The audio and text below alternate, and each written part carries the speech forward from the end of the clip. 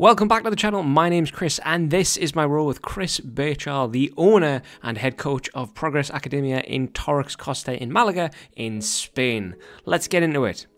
We start in Chris's half guard, his favourite position. He said he loves being here because of the amount of submissions and sweeps that he gets. And you know what?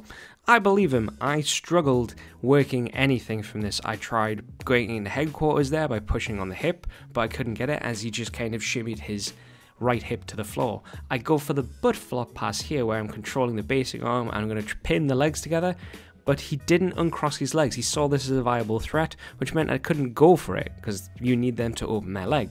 I re-attempt headquarters position, but it's not really working for me, so instead I opt for a long step pass, but because I didn't have my left hand around the back of his head, I can't really get the position correct. And also he locks up his legs really quickly as I go for it. Nicely read by Chris. Don't forget to like, comment and subscribe on the video as well, as there's, new videos every week. Eventually, after much trial and error, we do manage to get past that knee shield of Chris's and get him flat on his back. I've got my left hand using crossface, and luckily because of my big fat head, he can't actually get the sweep because I managed to post on it.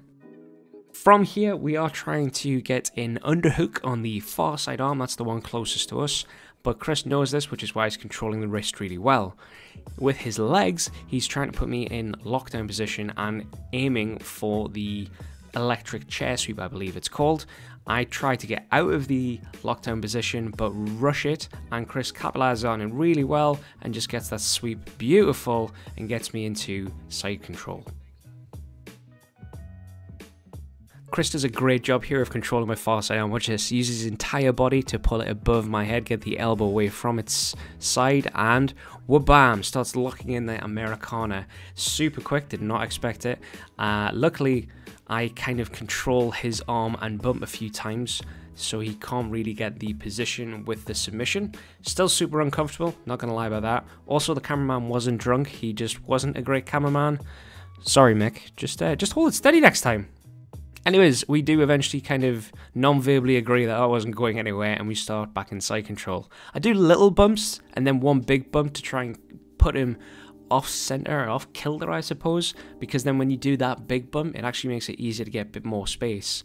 As you can see, we go into turtle here and I expose my neck a bit too much and just kind of give him the option to go for the neck, which is fine. He starts going for a bow and arrow choke. Luckily, my fat head manages to squeeze out. Boop! There it goes, and I get my frames on the inside with both knees and spin round back into open guard with all four weapons facing Chris.